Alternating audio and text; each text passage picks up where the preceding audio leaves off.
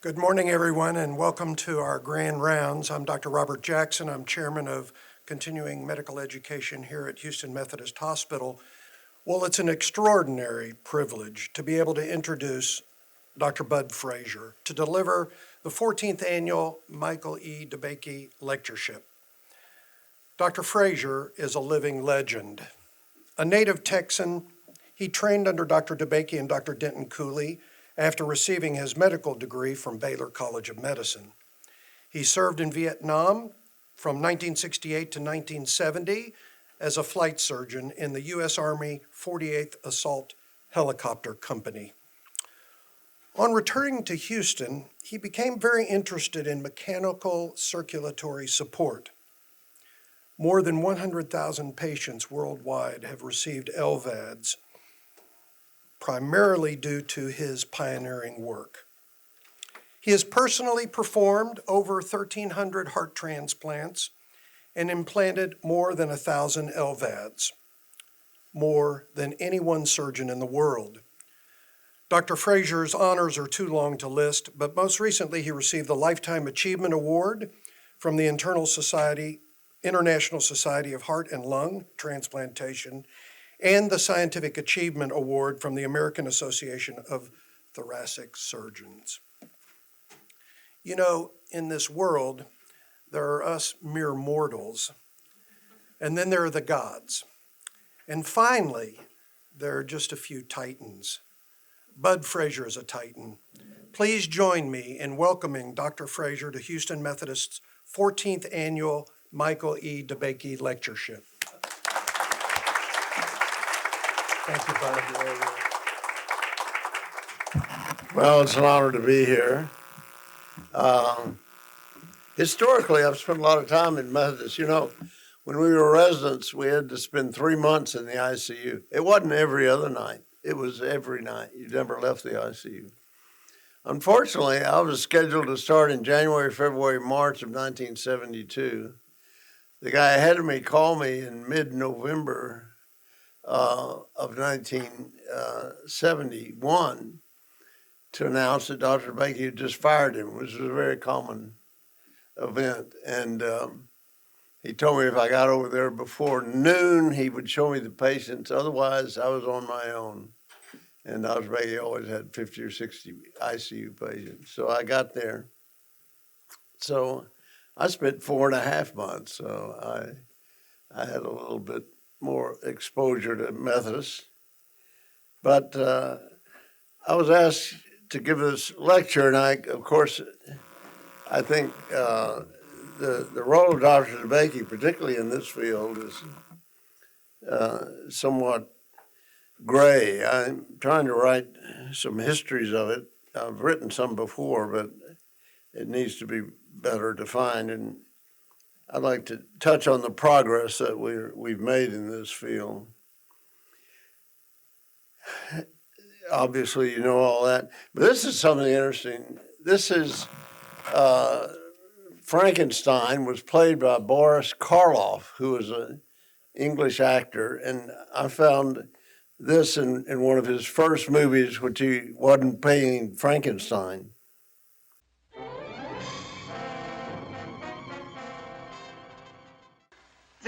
This body, this mechanism means nothing. The mind is all that counts. But when the body dies, the mind dies with it. But this we can prevent. So our first great objective is the replacement of vital organs that have worn out. And with the body scientifically dead, the surgery of such operations is simple. But the real secret lies in the pumping of an artificial bloodstream through the body by means of a mechanical heart. Mechanical heart, that was the main line. He could keep people alive with a mechanical heart. That was 1936. One of the things I'd like to remind you of, that medicine is not a true science. It's based on statistics, as Claude Bernard pointed out in 1876. Since we're always express our outcomes in statistically, can't be termed a true science, but it's better as an applied art. And one of the problems is this: evidence-based. Well, evidence, and then there's evidence, and then there's non-evidence. There was never evidence about bacteria or blood transfusion, any of that. You have to try to go forward with things, and you frequently don't have evidence. Now, serendipity is another thing that probably impacts medicine more than anything else.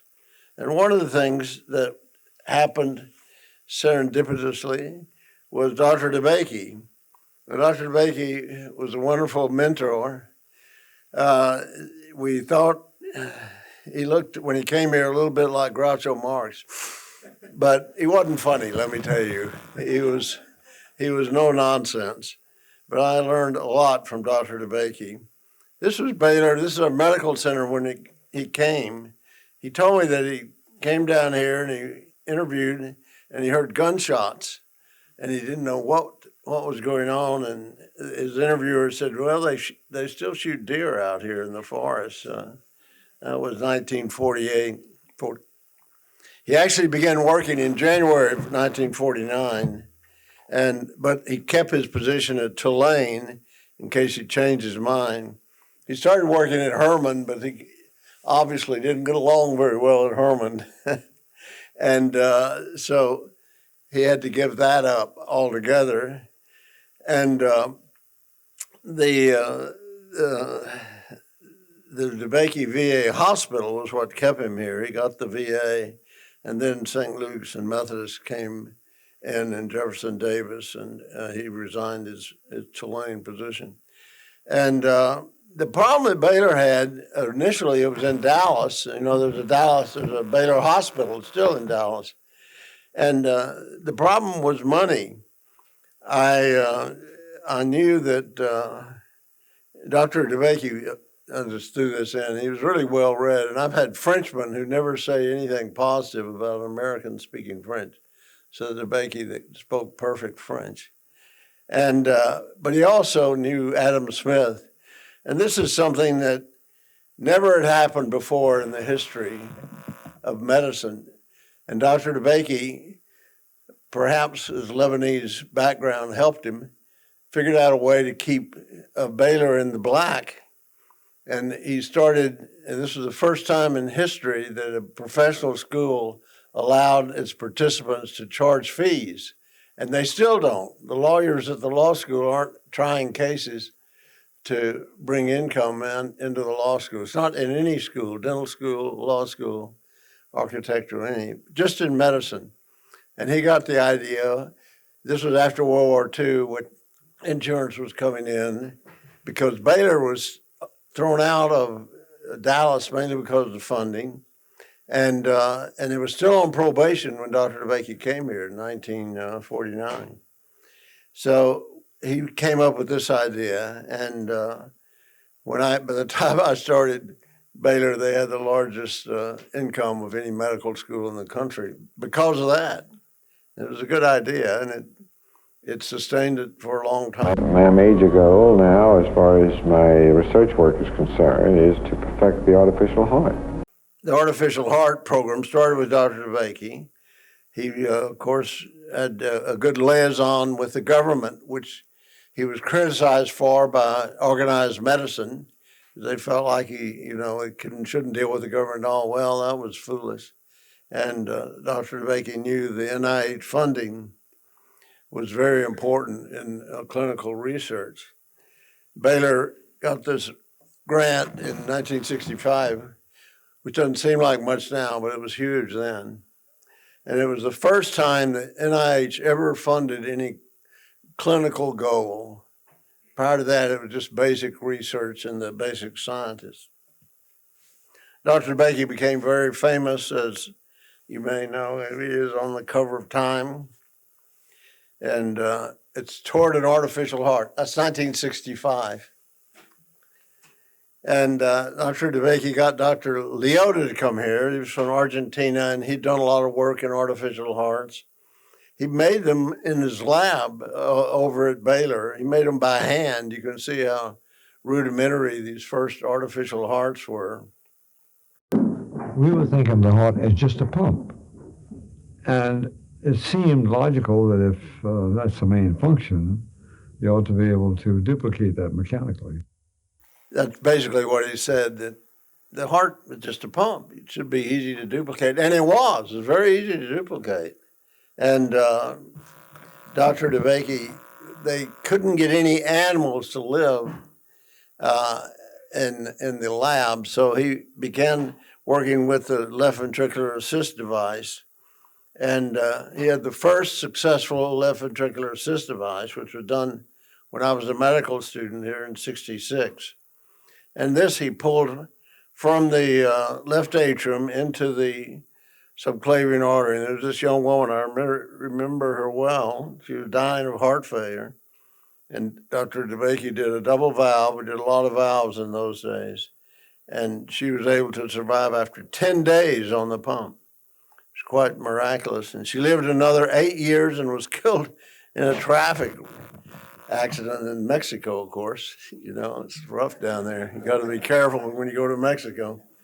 Anyway, and she was quite a sweet, sweet lady. Dr. DeBakey took the pump out in the ICU. I was on his service then. He gave her some xylocaine, where these little scars are. And I can remember Dr. DeBakey in his southern accent, "Hold still, my dear, hold still, my dear." Poor thing, but she survived it all. Dr. DeBakey also, he did a lot of unique things. He recruited very good people. Now, it's common for chiefs of surgery at that time, particularly in the medical schools, to make sure that the surgeons they recruited weren't as good as they were, you know, because it'd make them look bad. But Dr. DeBakey recruited Dr. Cooley, Dr. Crawford, George Morris. These guys were all outstanding surgeons, Jimmy Howe. Dr. Cooley was one of the first recruits. He'd been trained at Hopkins under Blaylock, who did the first congenital heart surgery. Dr. Cooley, when he came here, St. Luke's and Texas Children's were one hospital, so he had privileges at St. Luke's as well as Texas Children's because he was the only one who had any experience with children surgery. He went to Lillahai, who was doing cross circulation. It's important to remember the first successful open heart surgery was done by Gibbon in 1953. The next 4 cases he did all died. And the next 22 cases in the world that were done with open heart surgery all died. The first person to have a success was Lillahai at the University of Minnesota, and he did cross circulation. It was mainly congenital heart surgery in those days, so he would take the mother of the child, use them as a heart-lung machine, complicated, but he had success. He was the first person to have success doing open heart surgery. Dr. Cooley went up there with Dan McNamara in the November of '55. I'm sorry, September. I'm sure you want to get these dates right. And he went with Lillahai, and he loved Lillahai. Lillahai was a great guy. There's a book called King of Hearts about Lillahai, which anyone interested in heart surgery should read. It's very accurate because Lillahai was fearless. He did it, all this cross circulation. Nobody else in the world did it because it was the only surgery you could have a 200% mortality. You know, you could risk the life of the child and the mother, who was usually the donor. But Lillahai was a rouser too. He went out every night. He was out drinking and dancing and laughing. That's what eventually got him. He lost his license actually, but he came and picked up Dr. Lillahai and Dr. Cooley and Dr. McNamara, Dr. McNamara was a wonderful man. He was the chief of pediatric cardiology at Texas Children's, but he was what we called in rural Texas a hard shell Baptist. That meant basically anything that was fun was a sin. If you danced, if anything. And Lillahai took him out he picked him up, instead of taking him to a nice restaurant as visiting professors, he took him to a roadhouse. out on the outskirts of Minnesota, and they were dancing girls and all sorts of drinking. Everybody in the place knew Lili. Well, of course, Dr. McNamara immediately got a cab and got out of that den of iniquity. And Cooley stayed, and he had to get a cab home because Dr. Lili got tied up with one of these floozies at the bar. So, Cooley said he woke up at 8 in the morning, and the hotel is on the lobby, on the grounds of the medical school. And the surgery was starting at 8, and he thought, oh my God, McNamara's going to kill me. And he ran over there, just threw on some. He got there, and he said the mother was asleep, the baby was asleep, all the team was there, no Lili. And he finally shows up about an hour later. He goes out and splashes some water in his face. The nurse goes out and breaks some amyl nitrate. I don't know if you remember that, but that was an upper. And he perked up, and Cooley said he did a tetralogy, and it was the most beautiful surgery he'd ever seen. So anyway, it's a little prolonged. So Cooley comes back, and he wants to do heart surgery. And he and his brother-in-law found this. This is a coffee maker. This was the first heart-lung machine. It's a coffee maker. They put coffee up here and they drift it. But his brother-in-law found this thing, and they pumped blood, the blue blood, up through the central column. They put steel wool in the top to get the air bubbles out. And then they ran it down this ramp, which is normally making coffee, into the patient. And he started doing heart surgery. The first case he did was a ruptured VSD in April of 1956, a tough case to do today. Somehow the guy got through. I don't know how. I don't think Dr. Cooley knows how. But Dr. Cooley had the best results in the world, and he started getting people through alive with the heart-lung machine. And the reason was he timed on the heart-lung machine in seconds because it was so damaging to the blood. That's why everybody died that had been operated on before. So he was the first person to get patients through alive. And he reported 95 cases with 9 deaths in 1956 in 8 months. The only 2 places that had done open heart surgery, Mayo Clinic and the University of Minnesota, had twice the mortality. So that's why people came to Houston. You don't come to Houston for the beach or the weather. They came here because they could get through, survive open heart surgery. This is the biggest single day we ever had. We did more heart surgery than any place in the world at St. Luke's. And this was 11 rooms.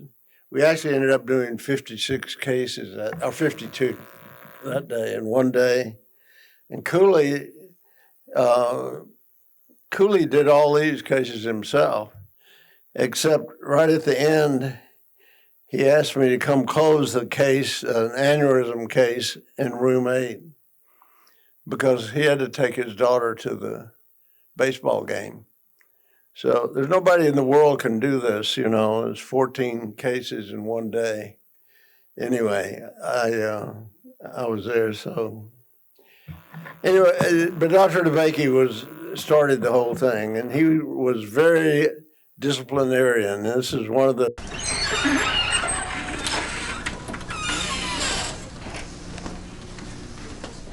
Back in the 1960s, Michael DeBakey was one of a handful of leading heart surgeons. He was known as the Texas Tornado.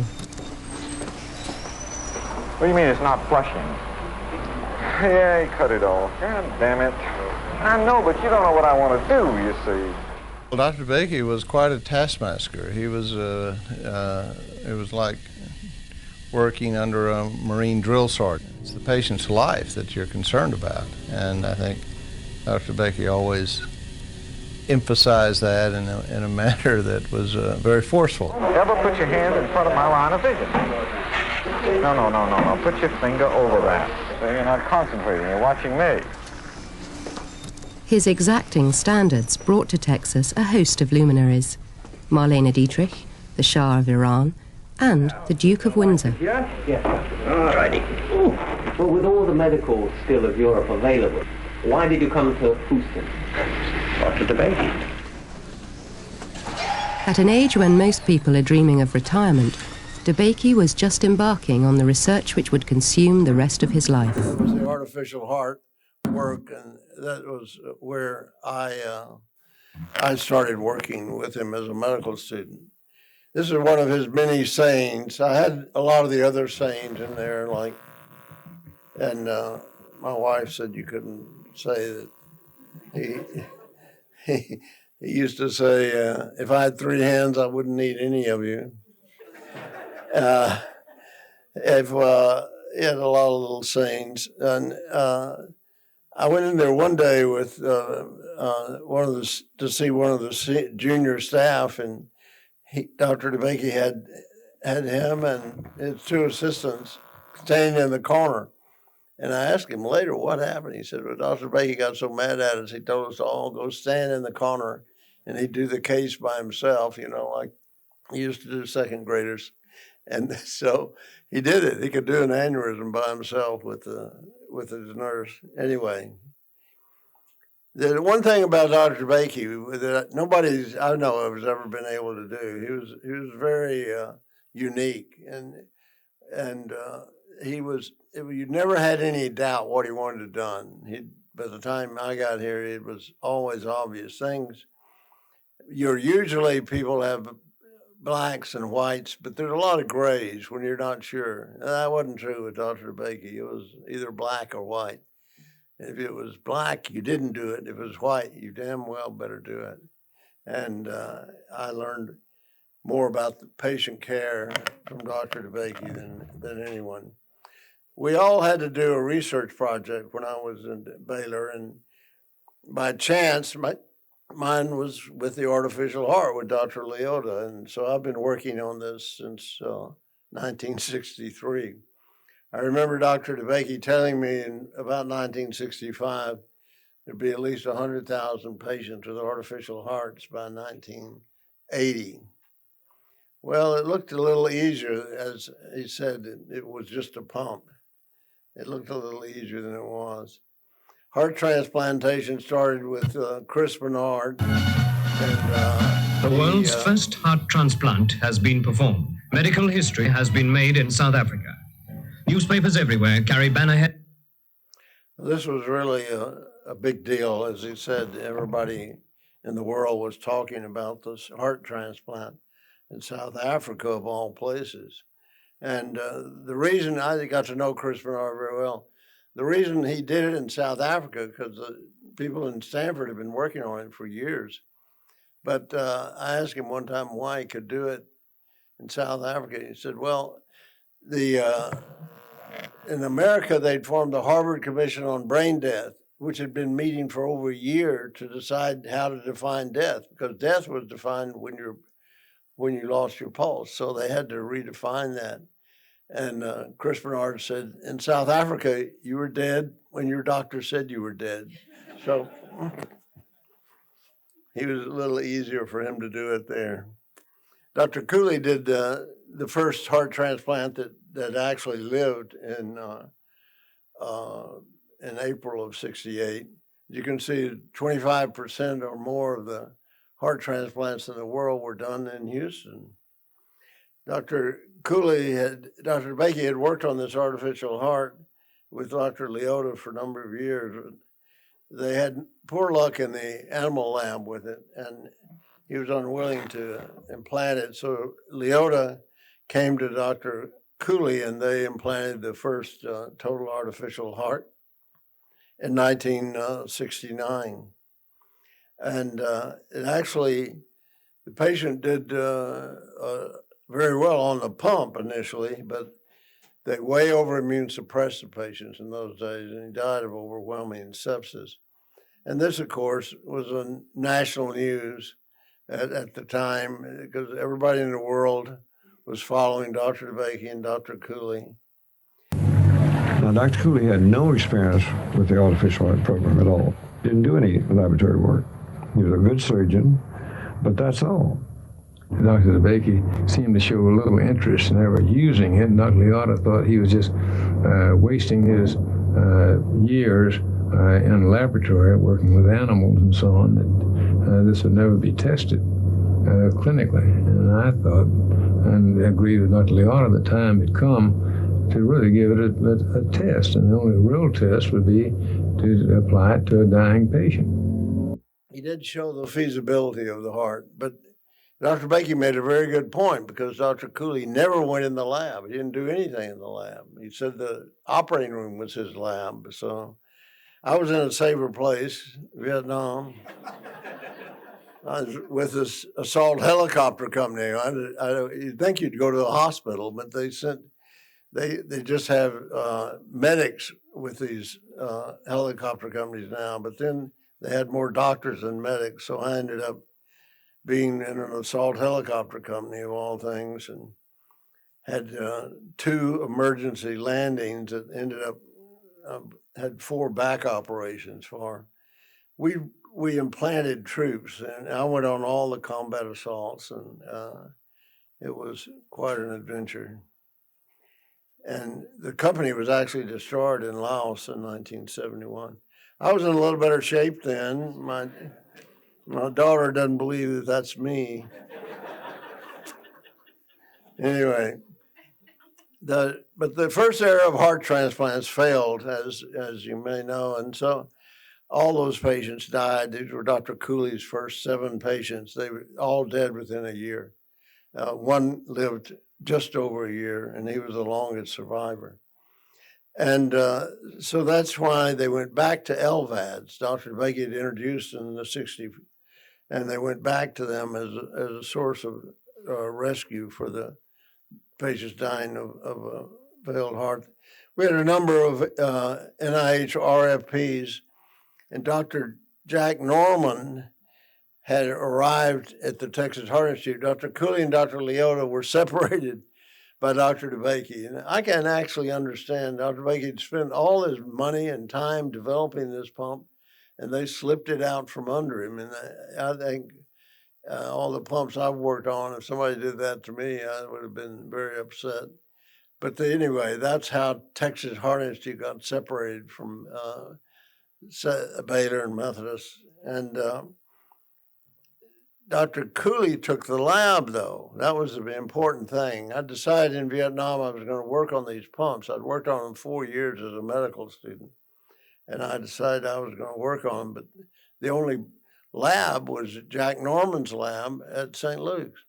And it was a well-funded lab because, as I said, as Dr. DeBakey said, Dr. Cooley didn't care anything about lab research, so as long as he could fund it, he did care about money. As long as he could fund it, he kept it going. And Jack Norman, who was one of the smartest people I've ever known, actually, he was a Harvard graduate. He knew everything about everything, but he had very little clinical experience. And we started the first LVAD in 1976, I think, and we put it in 22 patients. The longest survivor was 6 months. This was the pump. It was a huge pump. You had to put in the retrocolic gutter. The patients nearly all bled to death. And Dr. Cooley said to Jack one time, I remember him, this is Jack's profile of how he entered patients in either medical treatment or the LVAD. See, he got this profile, and I remember Dr. Cooley looking at this diagram initially, and he said, Jack, the hardest thing in the world must be to recover from a Harvard education, because he was exactly right. By the time we actually put the pump in, the patients were already dead. That's why none of them lived. But the pump worked. And the first patient to leave the hospital, I kept the work going, and we got the pumps approved by the FDA, and this was the first patient to actually leave the hospital. And this is the pump we ended up working, the old XVE pump, and you could return to pretty normal activity with those. And it was approved by the FDA. This is the paperwork it took to get it approved. So if you want to go to the FDA, you got to think about things like that. I became convinced that we had the postal pumps wouldn't last because of diaphragm would fray. your heart beats 100,000 times every 24 hours. Just do the math, 70 beats a minute. So you had to have a pump that would pump 100,000 times every 24 hours. And we could get them to last about 1.5 years or 2 years. We had one patient live 4 years, but that was very rare. And the diaphragm would fail. And so I began looking at continuous flow pumps. The problem also with durability was the size of these pumps. These were big pumps, so that it would fit, they say, in 50% of the population, but I doubt it. And as I said, this was the biggest problem.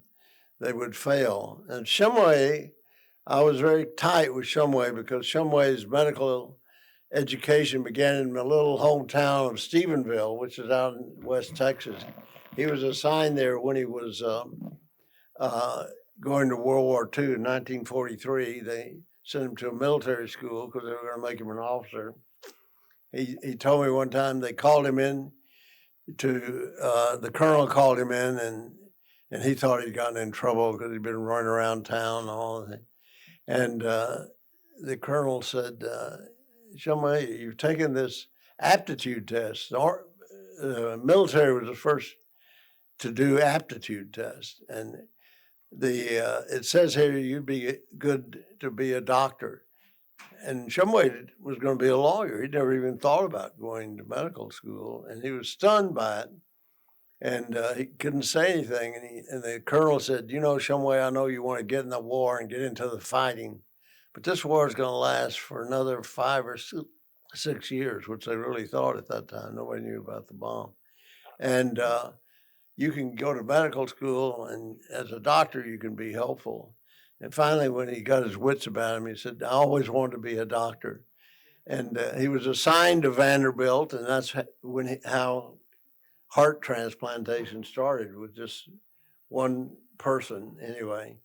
He didn't think the pumps were much good, those postal pumps, because they only added more people to the transplant list. You couldn't change the pumps. You could, but they usually bled to death. And so I began working a little more intensely on a smaller, durable pump. And the axial flow pumps, which is the only type of flow we had at that time, had all these advantages. And one of the biggest advantages was they didn't require a compliance chamber. If you have a postal pump, you can't pump against a vacuum. So in addition to the pulse, the pump, you have to vent it either to the outside, which always got infected, or internally, the compliance chamber would always fail within about 200 days. So, and you can make a non-pulsatile pump pulsatile just by changing the RPMs. The first pump we did was, I don't know, this thing is jumping around.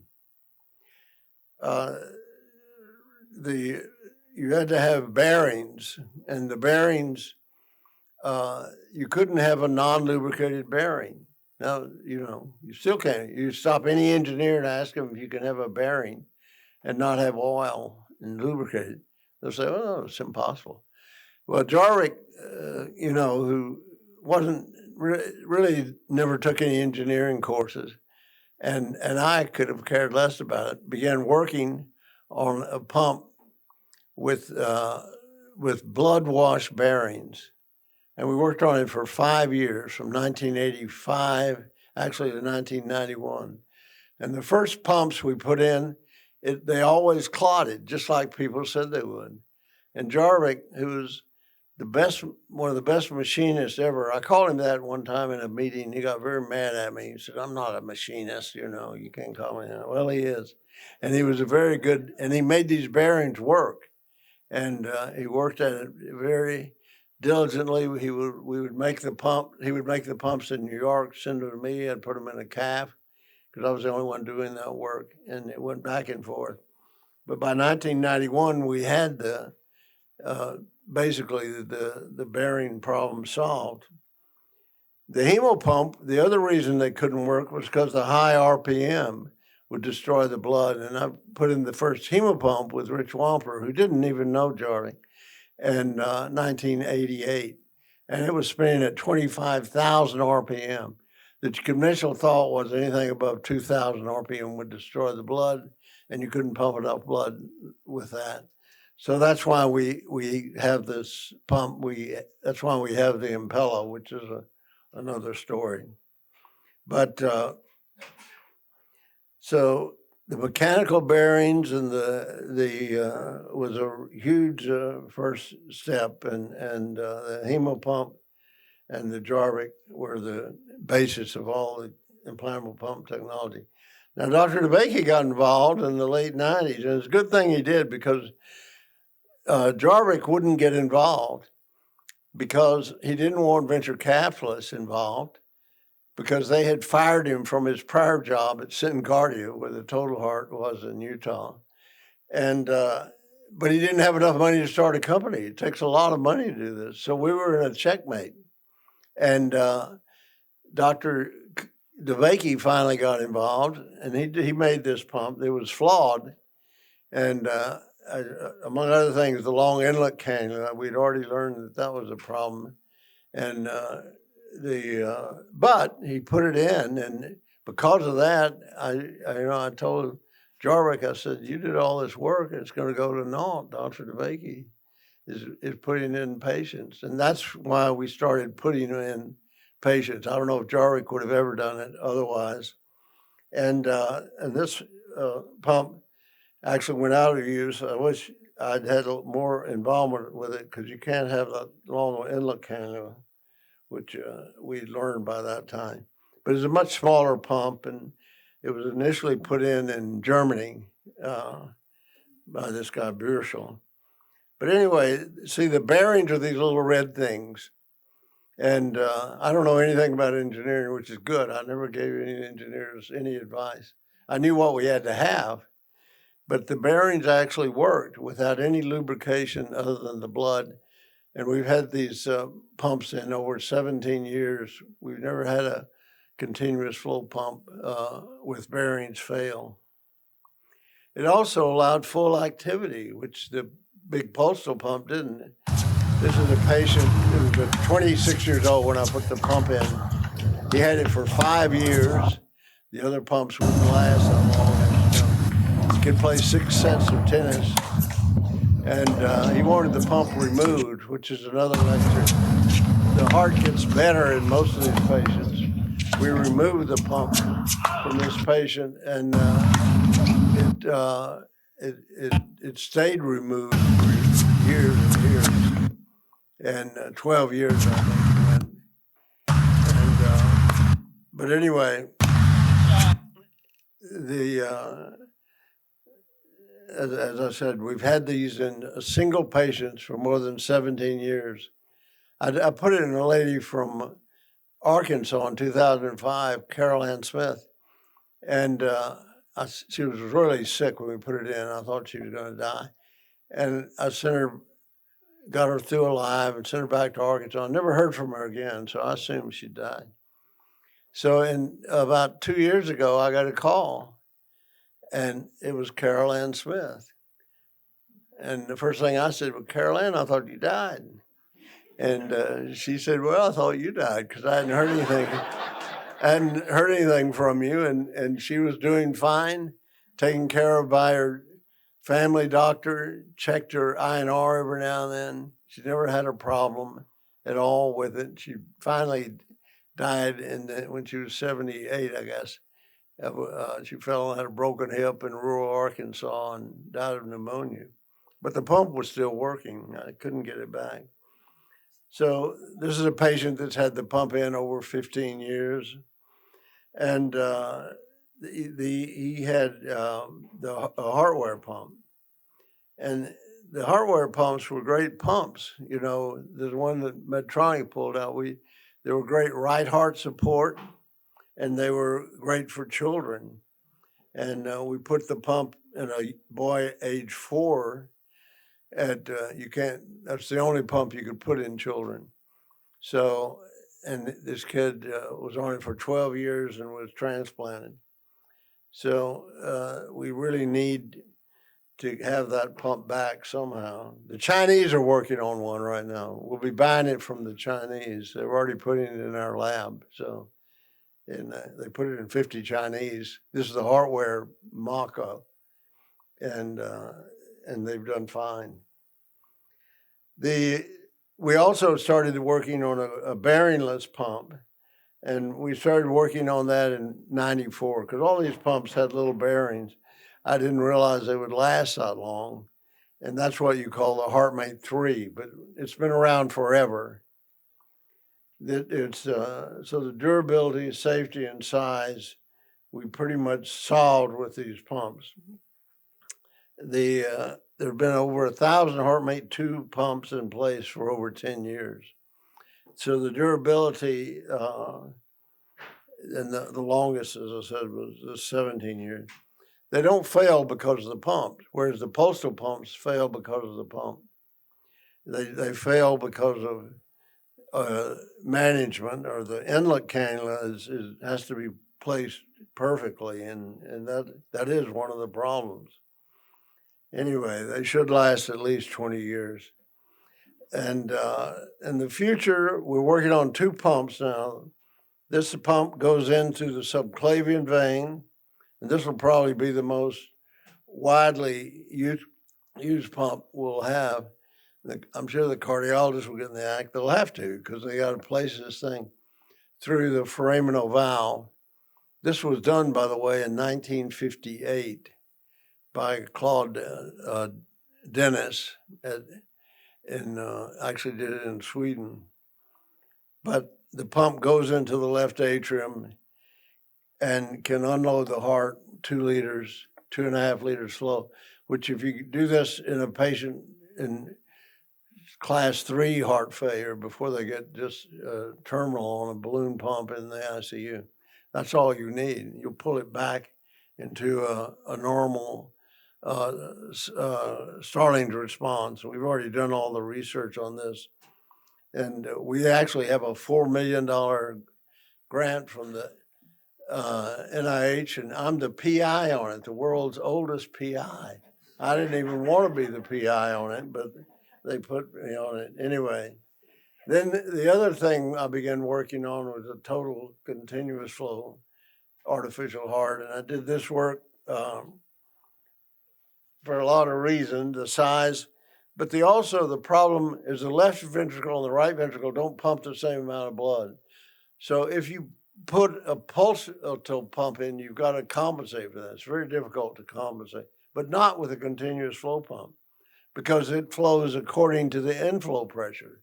The higher the inflow pressure, the more it pumps. And I demonstrated this. This is just an example. If you've got the left pump at 14,000, the right pump at 10,000, and the left pump is pumping 8.6, I guess. And you go up to 10,000, or you go up to 12,000, I'm sorry, and you see the left side goes up without any change to the RPM, because it's inflow sensitive. So it automatically compensates for the right and left side discrepancies.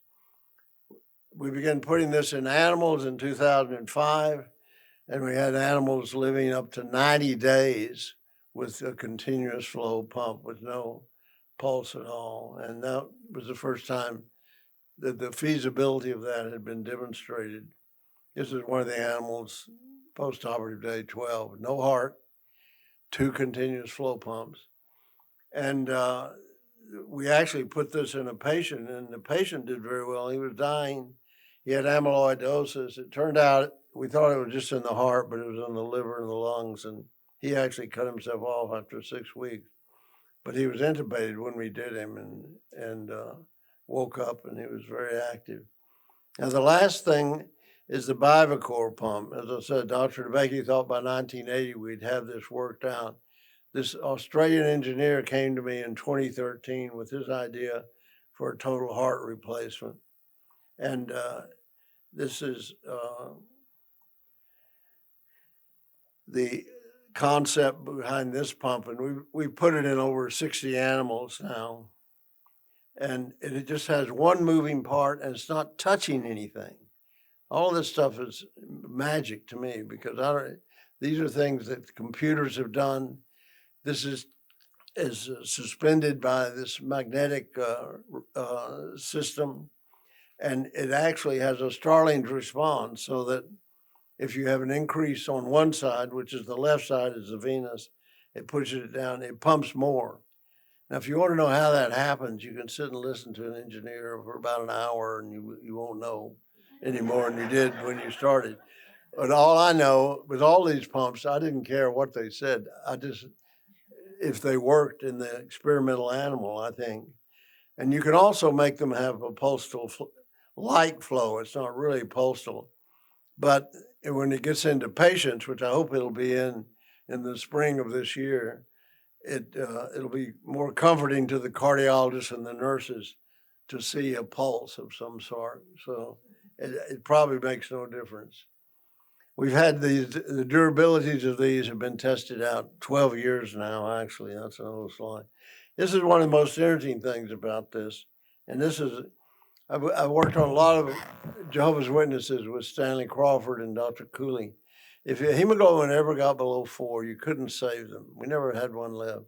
Even if we started giving blood, if the family consented to giving blood, they were usually children, they still would die. But this is a calf.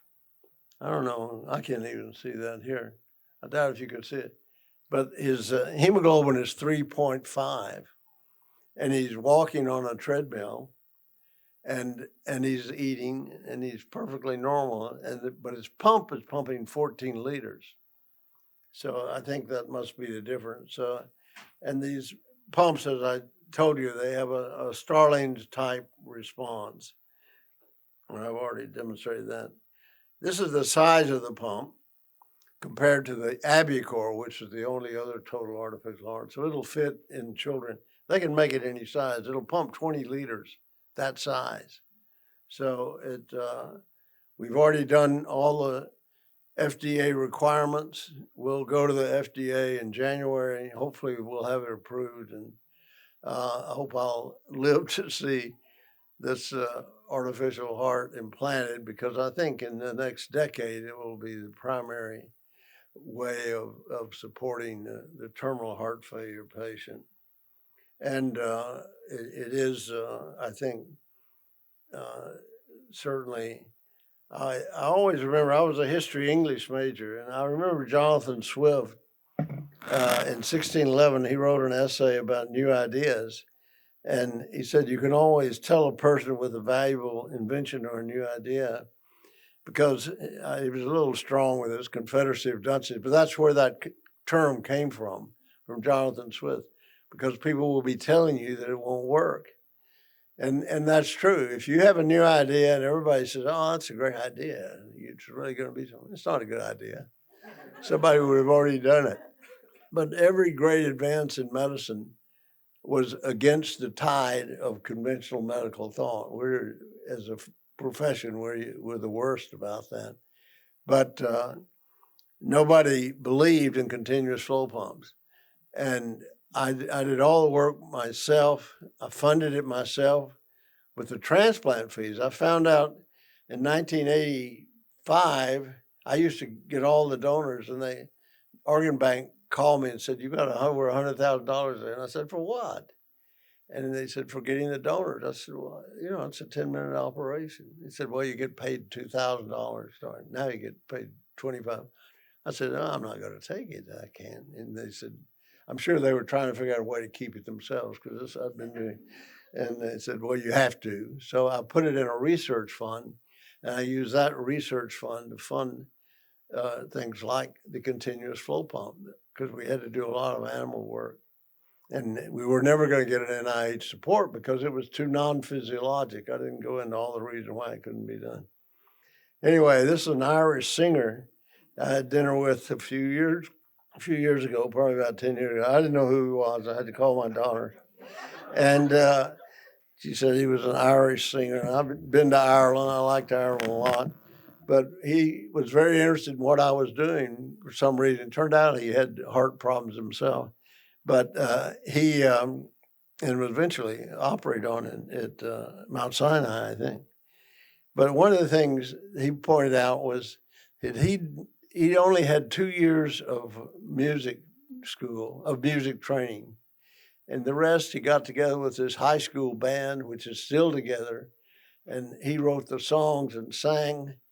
That's why they call him Bono. Bono Vox, good voice. That was the place they used to meet in Dublin, at a music store. And that's how he got that name. His real name is Paul Hewson, just a normal name. But everybody knows this guy except me. And he was a good guy, though. He's the nicest, celebrity, it turns out, that I've ever dealt with. But one of the things that we both agreed on was you can't be creative looking back. If something that hadn't been done, it can't be creative. And you have to always remember, as I said, Jonathan Swift's principle, that you have to look at things differently if you're going to be creative. We should be able to develop a pump, mechanical pump, that will substitute for the heart. I'm convinced this can be done. Well, it can be done, and I'm glad I was able to do this work. And none of it would have been possible without Dr. DeBakey's initiation and of this research and his leadership. Thank you very much.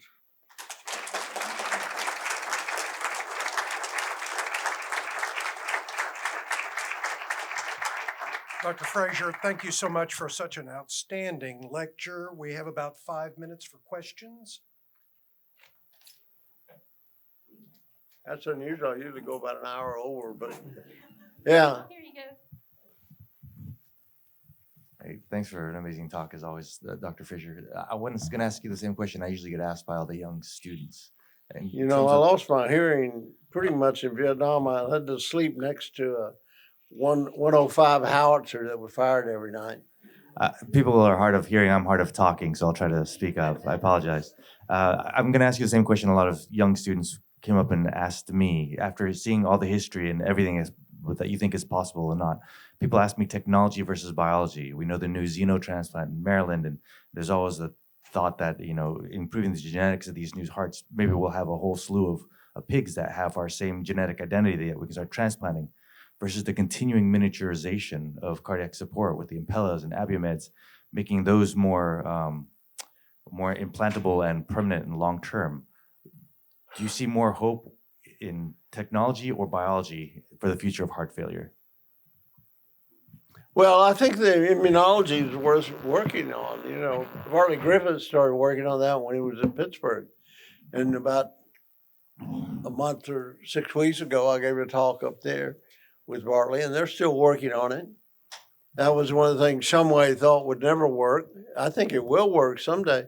And I do think under any circumstance, it would be good for our knowledge of just medicine in general and all these autoimmune diseases that we still face without any clear explanation for. So I think the research is important. I don't think I'll see it as a successful long-term support in my lifetime. But, as I said, if you've got a good idea, people are going to be against it. So it may be, I've always thought it was a good idea and should be researched. The size of the pumps, I started the Abumed, what do you call the Abumed pump, which is just, don't get me started. This guy was a hemopump. I showed you the hemopump, and the hemopump failed because the venture capitalists wouldn't support it. And that's why you need the NIH funding. And it's a lot of our advances been made because we're the only country that has that sort of funding. And but years later, I had a friend named Helmuth Ruhl. Helmuth Ruhl was the first biomedical engineer PhD in the world, because the first program in the world started at the University of Houston. There's a guy named Wang out there that had been interested in medicine, and he'd done a lot of groundwork on it. And I used to know Helmut Rule because we would occasionally go down to the Village Lounge. Now, the Village Lounge is what you call something else now. It's called the Ginger Club or something like that. But it was a Village Lounge there, and they had strippers down there, and it was a big draw. Well, that's where I met Helmut Rule, because he was in love with a girl named Kathy, who was a stripper down there. It was worth it. And but so I knew him just because of that. He went back to Germany and in Aachen started a company for device. He was the first, as a PhD in this in the world. And when the hemopump lost its funding, I was with him at a meeting in Germany, and I said, Helmut, you need to look into this pump because it's a good pump. And the Medtronic, like they always do, had given it up and buried it, actually. They buried all the hemopumps in a landfill in Minnesota. That's stupid. But anyway, he started working on it, and it became the Impella. And Impella was not widely used in Europe. It was used. And in 2005, I'd been working with Abiomed forever. And the head of Abiomed was a guy named David Letterman, no kin to the news guy, or whatever his name was. But Letterman had kept that company going without a product for years. And he had a island in the Caribbean. He had a Rolls Royce. And he never had a good product. And he retired and turned it over to a guy named Mike Minot, who was an ex-military guy. And I was having lunch with him, and there was a witness there. There was a nurse there with us. And he said, look, we're going to have to declare bankruptcy, because the only product they had was the Abicor pump, which was, I didn't go into the Abicor because I didn't have $700,000 they wanted for it. And it didn't work. It worked well, and probably the best postal pump we ever had. But it couldn't be a company. It had to have NIH support. And he said, look, I'm going to have to declare bankruptcy. We're not going to be. I said, look, there's a pump in Europe called the Impella. And there's a guy over there that's kept the company going for years. And he was a German, and he just died of leukemia. I bet you can pick that pump up. And he said, where is it? And I said, it's in Aachen. Well, the rest, of course, is history. And it shows you a lot. There are good and bad things about medicine as a business. But one of the good things about it, and I've always had a salary, so I've never been quite as beneficial as I'd like to have been. But be that as it may, when it came to America, it was used like crazy. People were using it everywhere. And it became, widely used, and they've actually eventually been improved. But the pump for 10 years, was the exact pump they used in Europe, and nobody used it. And I asked one of our cardiologists, I said, why don't you put a balloon pump? And most of these patients, that's all they need. And he said, look, bud, I get $300 for putting in a balloon pump. I get $1,400 for putting in the Impella, so what am I going to do? Well, it's good and bad things. I think it's good in this sense because we got a lot more experience with it. They made a better pump now, but with its present design, which you allude to, it's not going to be a long-term pump. It's at that high in RPM, it's not going to work. We have time for one more question. Oh, good. Thank you, Dr. Frazier. As always, very inspiring with the innovations that you've kind of bred up here in Houston. In the current generation and world of medicine, the way the practice has become, I feel sometimes it doesn't breed innovation, and you're struggling to, combat the system and try to maintain the innovations that you need. What is your message for the younger generations to not get lost in the rut of clinical work, but have a balance between clinical medicine and also try to innovate and break the norm? Well, the first thing is, I don't know. Medicine is changing. There are good and bad things about our system. of private medicine and as I just pointed out, medicine as a business. Nearly every meaningful advance in medicine since World War II has come from the U.S. medical product companies and the U.S. I mean, the whole pacemaker industry, it's still in Minnesota, and it always has been. And so these are things that I think bring a lot of advantage and innovation. And I must say, I was fortunate in many ways because, as I said, I didn't realize it until later in life that when Dr. DeBakey fired Dr. Cooley, he didn't fire him, he asked him to resign. And Leota, he started this lab over there, which Dr. Cooley didn't care about the research, just like Dr. DeBakey said. In fact, when Jack Norman left in 1979, he asked me to close the lab. I said, no, I want to keep working on these pumps. And he said, well, you can keep working as long as it doesn't cost me any money. And it never cost him any money, so I kept the lab going. But I didn't have any committees. I don't know that I could do it today, which I think was your point, because I don't have any committees to go forward, or I don't have a dean looking over things. I don't have to deal with the bureaucracy of it. I could just think of an operation that I wanted to do on a Monday, get an animal on a Tuesday and do it on a Wednesday. You can't do that anymore. And I think there are good and bad things about that. But I do think it's an impediment to innovation, particularly. And so you're going to have to think of ways to be able to do things in some sort of practical way, and particularly if it's innovative. If it's never been done before, like continuous flow.